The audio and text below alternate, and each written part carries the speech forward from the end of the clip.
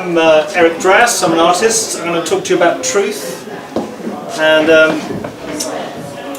yeah, I'm going to show you some things that technology is doing to mess with our perception of truth and reality.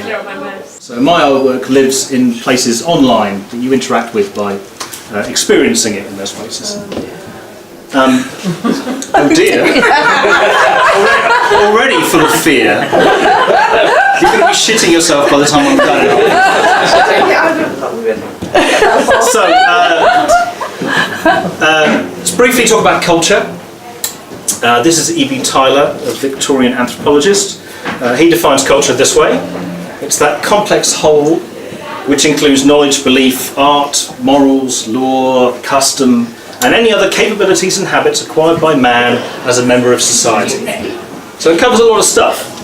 The key word here being man, because it's not like that anymore. The agents that are involved in culture aren't just us humans. There are machines in there as well, and that's kind of where I make my art. I tend to think of culture itself as an organism. So think of culture as a thing that is instantiated in all of us. Anyone who is able to speak to each other and exchange ideas is keeping a culture going.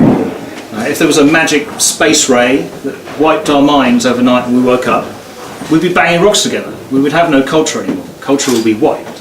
So culture exists because of us, but it also exists because of machines now. Culture not only lives inside human beings, it lives inside the spaces that we play online. Culture lives here. This is a server farm in the middle of the desert owned by Facebook. In a real sense, that's where culture is happening in a lot of ways. Not all of culture, but some of it lives in gently humming machines in the middle of the desert. Some of the work I'm going to talk about tonight is based on bots. Now, some of you may or may not have heard of the concept of bot. It's a coverall term that's used for any machine-based interaction that exists inside, in particular, social media. So bots will automatically give you pieces of information or interact with you without a human being involved. I make artistic bots, but there are other kinds of bots, as we'll see. It's worth noting that on the internet, 61.5% of traffic on the internet is now non-human. That's machines talking to other machines. So you may think that surfing to websites and checking your Facebook profile is about humans. It's not. Most of it is being done on machines.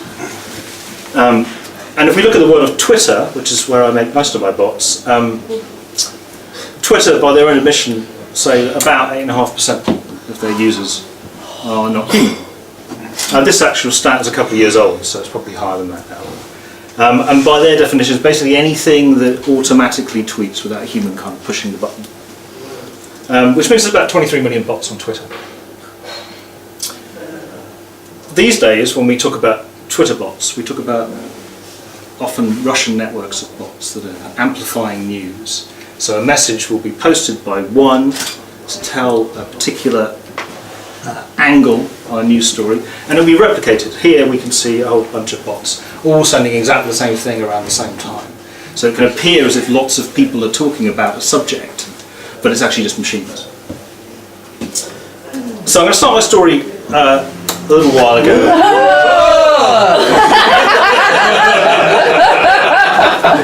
Remember that? That was 2013. It wasn't very long ago. It was George Osborne off his face in Parliament. It's weird. It's odd that I feel a sense of sadness. It's weird. Compared to the horror that we have now. So I started making bots in 2013. Here's my first bot called The Truth, which mashed up celebrity gossip and would scrape the 3 a.m. girls and Perez Hilton and generate new pieces of nonsense based around the text. Very soon after, I made my second bot, which is the Word of God, which is based on the Quran, King James Bible, and the complete works of L. Ron Hubbard.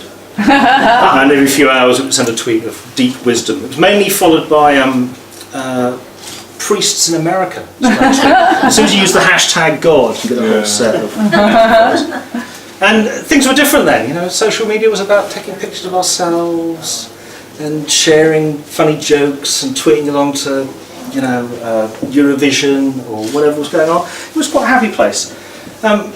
People also used it to express their opinions, which at the time was fine when it was about a pop star, but generally now Twitter is associated with this kind of thing.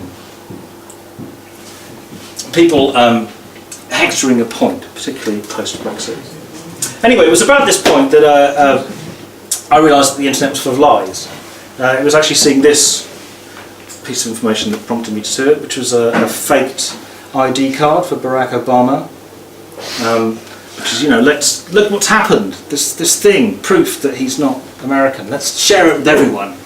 And realising there was something about social media, in particular, that really makes people want to share stuff. It's like, oh, that totally lines up with my worldview. I'm going to immediately share it with someone else. And so if you see a piece of false information that supports your worldview, you're very keen to spread it around. So at this point, I built a bot called FactBot, which makes up lies. Every 3 hours. So caterpillars are more attracted to the colour blue than the other colour. Could be true, I'm not sure. A coat molecule is made of 185,261 individual hamsters.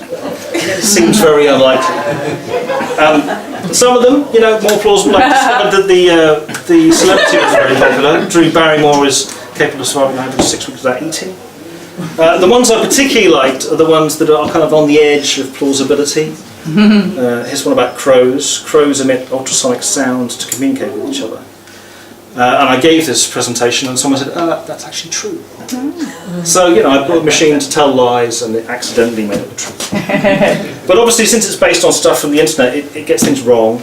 It takes a cricket after 49 days to register, because this is the #1 hit for the word cricket on the internet. Let's say go and find me a picture of a cricket, it comes up with that.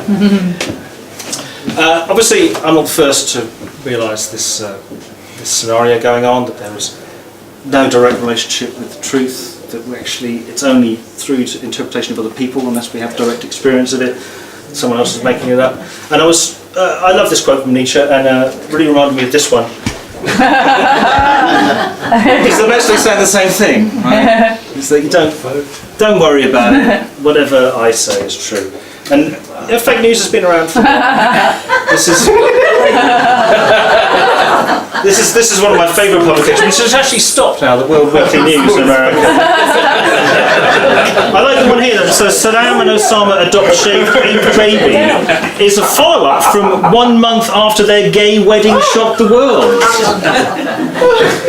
Atlanta woman has world's smallest face. So what you find here is that people know when they pick up the Weekly World News, then they know it's nonsense, right? They know it's full of lies, and you know some people may believe some of it, but generally they know it's nonsense. But you know, there are other comics that are produced that just me. We're not in Brighton anymore. So in here, the stories are framed within Daily Express. So you've got the Daily Express, you kind of know what Daily Express is going to say, you kind of know where it's coming from. Again, like the Weekly World News, you know it's got a particular agenda on the world. And what this is really doing is kind of feeding a particular audience to support their worldview, in the same way that this fake news is spread around the internet.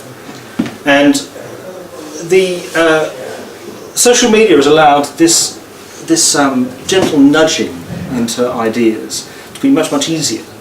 And people are much more swayed by what they read quickly and share with their friends. They don't tend to go very deep to find the truth of a story. If it agrees with my worldview, then fine, I'll go along with it. I've got a great clip here of Newt Gingrich, which I think gets the number. But violent crime across the country is down. The average American, I will bet you this morning, does not think crime is down, does not think they are safer. But it is, we are safer and it is down. No, that's your view. People feel more threatened. Yes, they feel it, but the facts don't support it. As a political candidate, I'll go with how people feel, and I'll let you go with the theoreticians. So, it's a fascinating admission from a very high-ranking politician that actually, I don't give a shit about the truth.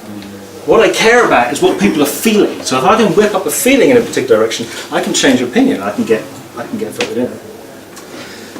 So it brings us to where we are now.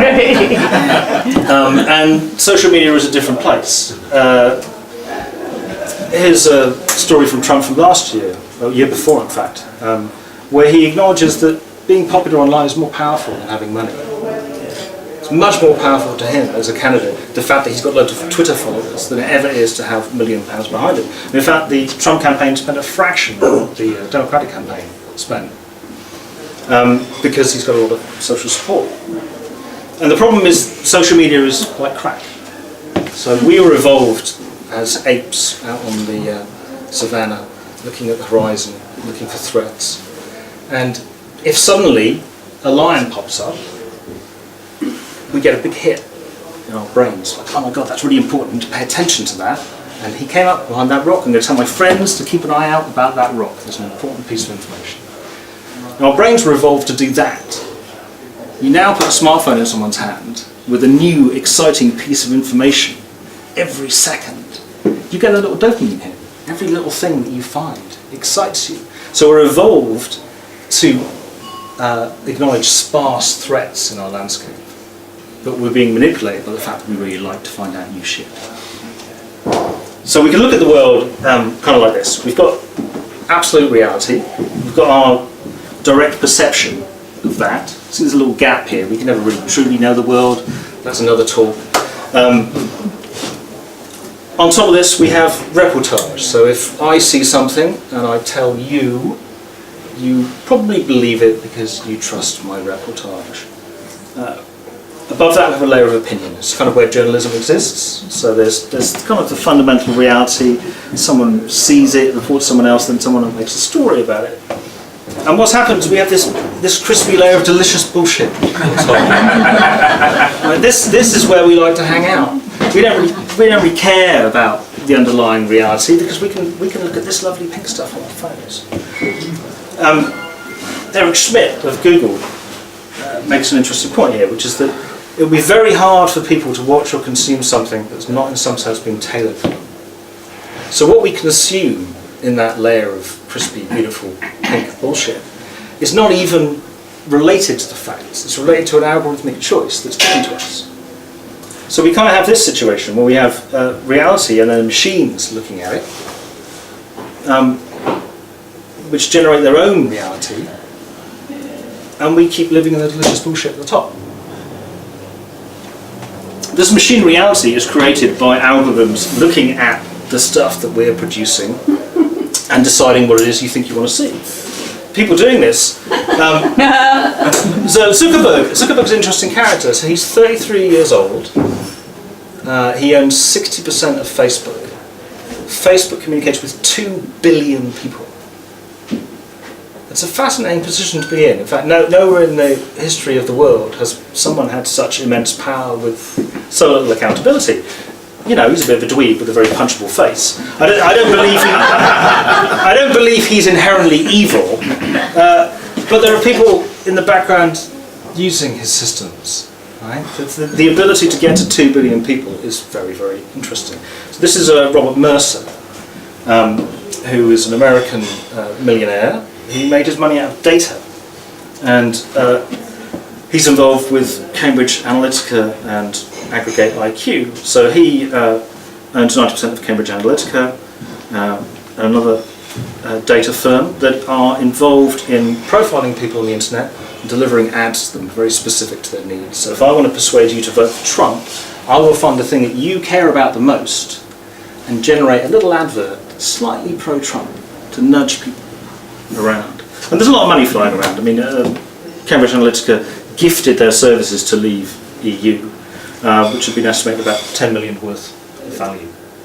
And Cambridge Analytica are the interesting players in this. I don't know how many of you have come across this firm, but they are what they describe as a data-driven behaviour change company. And what they do is analyse people's Facebook profiles to work out what kind of person you are.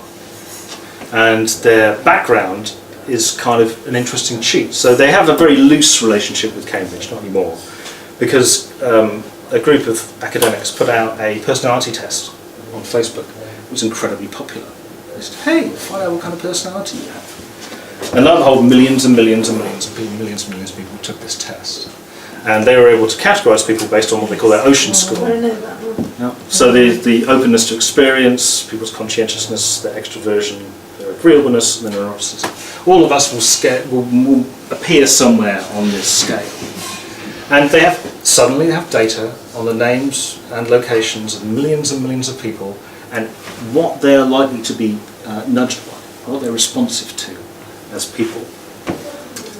And they build a machine for it, right? So you've got your digital footprints of what it is that you like inside Facebook, what you've said, what you've tweeted, potentially if there's some trackers, they can see what you're browsing for as well. You suddenly have this beautiful profile of individuals. They can put in their machine and say, I know how to target that person. You want to nudge a whole bunch of people this direction, I know exactly how to get that 5,000 people in that voting district to slightly change their views. Which brings us this truism, right? If you're not paying for it, you're not the customer, you're the product being sold. And so if you're interacting with these systems for free, and they're giving you loads of stuff, keeping you in touch with your mates, telling you what's going on, it seems like a great service. They're not doing it out of their kindness of their hearts. They're doing it because the data you produce is incredibly valuable. That data is not only the stuff that you post, or the stuff that you like. A recent Facebook patent involves reading the messages that you type and then delete to ascertain your mood to produce a response. So they will curate your feed, they will see what you type in and actually choose not to post. They already track all your mouse movements on the system. So if you're scrolling through and you go, oh, there's a picture of my ex-girlfriend in a bikini, and you pause for a second, they'll know that. There's a data problem. They'll know that you've paused for a second, even if you don't click, if you don't follow through. So it's all about monitoring as much data as you can. So we're left with this position of being weaponised by social media being turned against us. And the problem being is that we stink, right? And from a data perspective, everything we do is bleeding out data about itself. Right now, all of you, well, the vast majority of you, I expect, are carrying smartphones in your pocket. They have an incredible amount of data about you, not only in the device, but also about your location. Your physical movement is going to be given away by the accelerometer in your pocket. This thing that you just carry around passively is telling loads and loads of things, which was not, was not really a problem until this guy came along and told us that government agencies are using it against us. There is a GCHQ in this country has an intercept device just off the coast of Cornwall, where all the traffic goes in and out of the UK. They're watching it right now. Absolutely everything that anyone does in this country is being monitored by the GCHQ. And because of these kind of relationships, this is Combined Federated Battle Lab, which is an agreement between all these countries to share information with each other. So even if, say in America, they're like, no, we're not going to track anyone, don't worry, we're not monitoring you. You can monitor the traffic in the UK, and because we have a data sharing agreement, the UK will give that data straight back to the US government, and vice versa. So anything that your politicians may say about, well, in this country we're not watching you, well, the internet doesn't really work like that. You can watch it from anywhere. And so you can be watching another country and have this kind of relationship throughout that. So the IP bill was something that pissed me off quite a lot, which is the UK's bill that allows unfettered access to our internet browsing habits. And Theresa May was a big exponent of this when she was Home Secretary. So I built a bot of Theresa May, and it's a bot that never tweets. What it does is it watches for people using these particular hashtags, and if it finds them, it starts adding them to lists. So you get a notification saying you've been added to the list of aberrant voting behaviour, or candidate for extradition, deep search. There's a group which is like a deep HMRC search, which really disturbs people. This book kind of, excited some people, terrified others. I mean, you just get quite a lot of response saying this is absolutely not acceptable. How can Theresa May bot put me on lists, put me into these awful categories? Look at these terrible things this one has done. And then obviously, the excitable leftist saying that this person is targeting anonymous and left-wing activists. I strongly recommend blocking. So this thing that runs off a computer under my desk at home, it's causing all this sort of friction inside the system. Shortly after this, I was asked to do a bot for Privacy International, based on the IP bill. And so the IP bill effectively says we will track the domains that you visit. So we know that you've been to news.bbc.co.uk, but we're not going to record which particular news story you looked at. Don't worry about it, it's fine. We're just going to see where you've visited at the kind of loosest level. And if you start going to jihadi sites, maybe we'll do something about it. So for Privacy International, I built this bot, which generated ICR, Internet Connection Records, for a series of politicians. So this is effectively the kind of data that the UK is now gathering on us. So here's one from Philip Hammond. So he visited the Daily Star, then sent an email to Liam Fox, visited the NHS, got an email back from Liam Fox, and then had a WhatsApp from Michael Gove. Now, this is exactly the kind of data that they're storing about everyone. But I'm not sure, you can glean a lot of information about what Philip Hammond might have been up to simply by seeing these connection records. The fact that I don't know exactly where he went to on the web doesn't really matter, because the behaviour belies the underlying truth of what they're doing. So Amber Rudd here got an email from Boris Johnson, an email from George Osborne, and then went to Paris Hilton. Maybe. Angela Eagle got an SMS from Kevin Kenzie, a WhatsApp from Jeremy Corbyn, sent an email to Diana, sent an SMS to Kanye West, and then we got an SMS from Prince Andrew. Who knows? But it makes you infer a whole bunch of stuff. The bot was really making a point about being tracked is not necessarily a good thing for privacy. I don't think there's any reason why Theresa May should know which websites I go to. I can't believe there's going to be any help to her. But the problem being, once you start having blanket recording of data, once you've got information on everyone, you can start making assumptions about everyone. This is a screen grab from a Chinese facial recognition system that's running in one of their stations. So they can identify all the faces, and they can identify the people who are actually visiting the station coming out. And that because they have gathered enough data about them. This is data point you're giving away completely passively. No one here is using their phone or on the internet, just wandering around. And in fact, this week, this story came out from China, where they've fitted out effectively Google Glass heads-up displays on the police officers at the stations, so they can look around as I'm looking around you and identify individuals and literally give them a little sign. Say, you've got an arrest warrant. You are using a false ID. Immediately in the eyes of the police officer. And in America they run threat scores in certain states. So every individual they have on record has a score associated with them. How likely are you to offend? And that's exactly what happens when you start gathering this kind of data. If I've got data on every single person in the country, and I can have an algorithm saying, this person goes to this place a lot, or hangs out, or communicates with these people, you can suddenly start automatically generating a score about someone, saying this is who they are. I've watched them, that's what I do. Now this would be fine if the system has worked. These are patterns used against object recognition system. So each of these patterns will be identified by the neural network that runs as these things. So this, to a neural network, looks like a king penguin. So you can show hundreds of pictures of penguins and go, that's a penguin, that's a penguin, that's a penguin. You can also show it this picture and go, it's a penguin. Because these visual recognition systems don't really understand the world in the same way as us, they just get similarities between data sets. In fact, this example is probably better. This 3D printed turtle is consistently identified as a rifle. In any orientation, the neural network that's learnt about rifles thinks this is a rifle. So it gets it horribly, horribly, horribly wrong. And I can walk through an airport with one of those things. This turtle and would be stopped by the algorithm saying that guy's carrying a gun. But it's not, because these systems are trained on limited data that works most of the time. But you can use systems to generate objects that can trick them. So we're already in a fight against these systems. Here's another great example. This is Google's photo app, where Google allowed you to upload all your photos and it would classify them. So, oh, show me all the pictures of Eastbourne. Show me all the pictures of my friend Bill.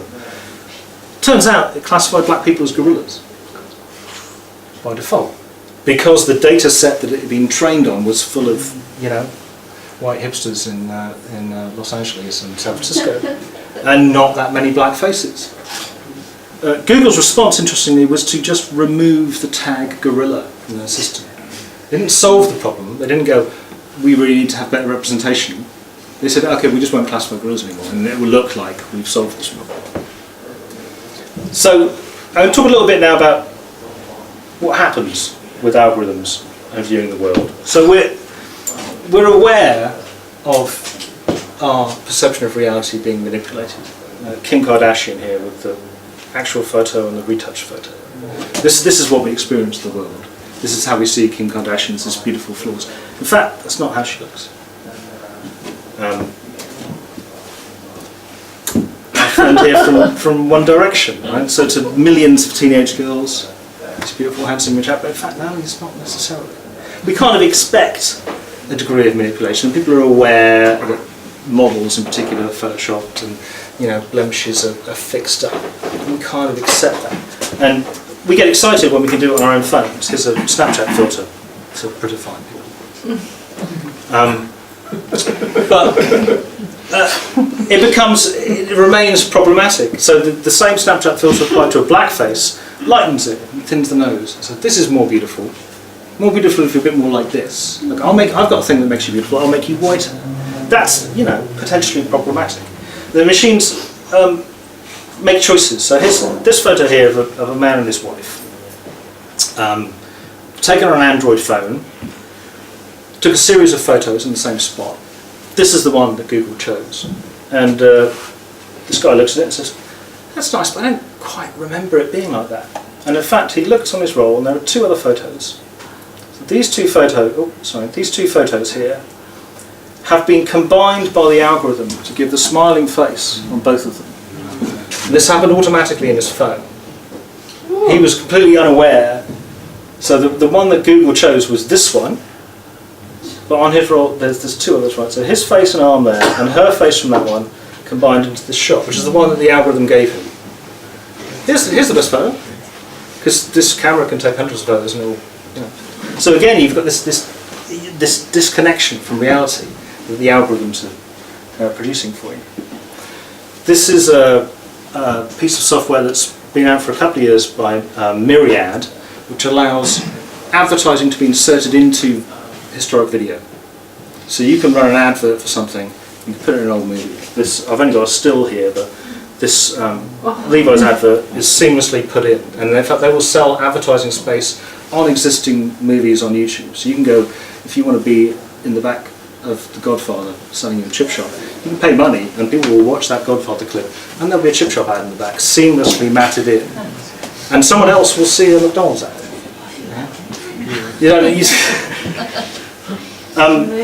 This one has got a lot of press this week, last couple of weeks, Deepfake. So due to the massively increasing power of computers, you can do stuff on a home computer that previously would be millions of dollars to do. Deepfake is in the news because there's a small group on the internet who are transferring the faces of celebrities onto pornography, algorithmically. So I want to see this Hollywood star naked. Here's my movie of this sex act. Here's lots of pictures of the Hollywood star. Blend them together and make it look like she's doing that thing. I'm not going to show you any porn, but I'm going to show you this one, which is Angela Merkel being turned into Donald Trump. Verlassen konnten. Wir sind ein Stück vorbei. Das habe ich in den letzten Tagen erlebt. Großbritannien. So, it's not perfect. It's not by any stretch of the imagination it's perfect. But this was run up over a couple of days with some geek with this hardware. Could generate this kind of lie.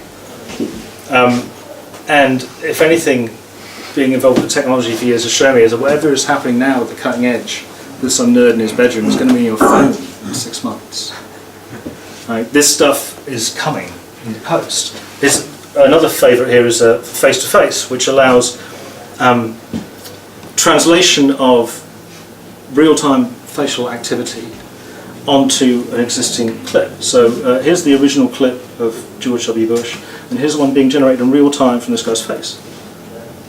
So the potential for messing with truth and reality, coupled with Newt's comments about people's feelings, suddenly you're in this world where you really can't believe anything you see.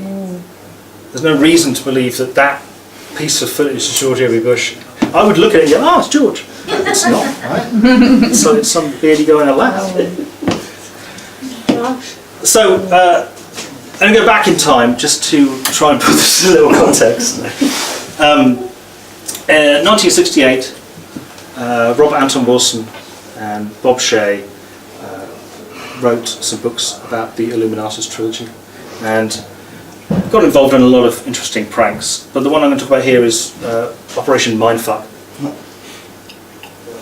Well, they proposed this idea that the best way of shaking people out of their torpor is random acts of chaos.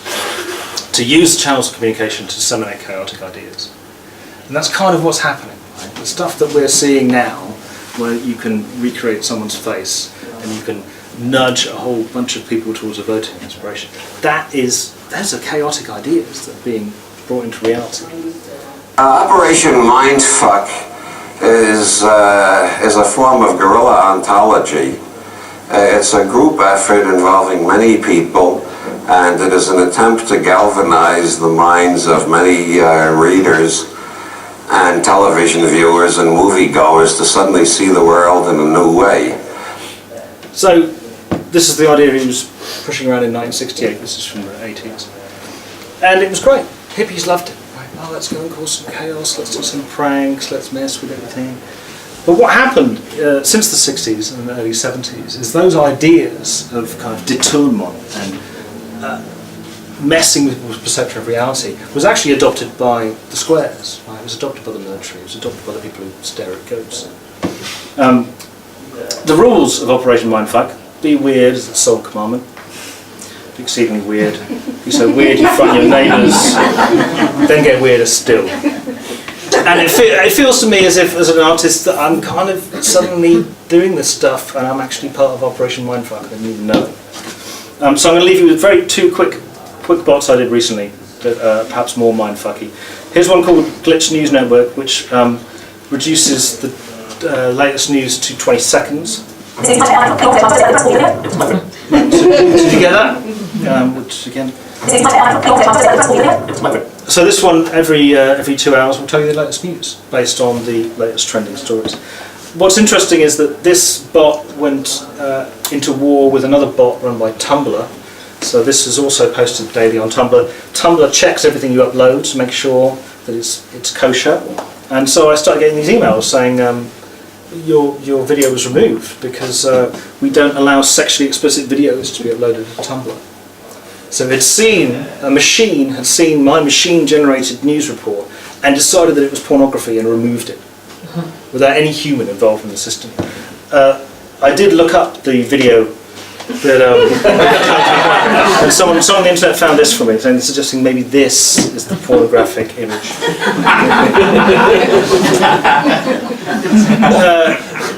And one that I'm still working on, called Sync In Bot, which was inspired by this guy.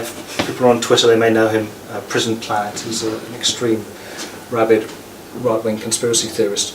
And he's very fond of posting news reports saying, let that sink in. Here's the thing, let that sink in. So it generates fake news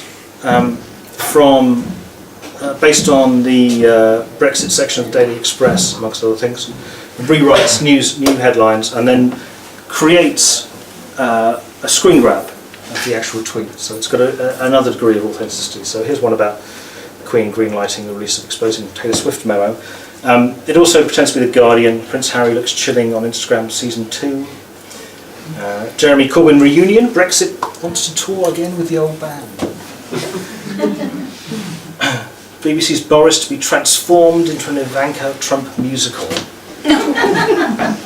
Nicola Sturgeon star overcame her social anxiety through cosplay. I kind of like these, but you know, it's about introducing plausible but fake ideas. So why bother? There's an old Italian proverb: when four sit down to conspire, three of them are fools and the fourth is a government agent. I believe with modern surveillance techniques that's more true than ever, and any overt action against the power structure is doomed to failure because of the techniques of control that have been developed. But the anarchistic impulses of art cannot be governed. I think more and more of the culture shapers are becoming part of Operation Mindfuck, and the whole world is having its mind fucked. And I'm very happy that I can play a humble part in this noble endeavor. So for me, that's what he says there. The anarchistic impulses of art cannot be governed. If this shit is going on around us, we're part of it. If we're constantly being influenced by the lies and deceit of the system, it's the job of the artist to get in there, to expose it and to manipulate it, and to throw it back in people's faces in perhaps an entertaining way. Thank you.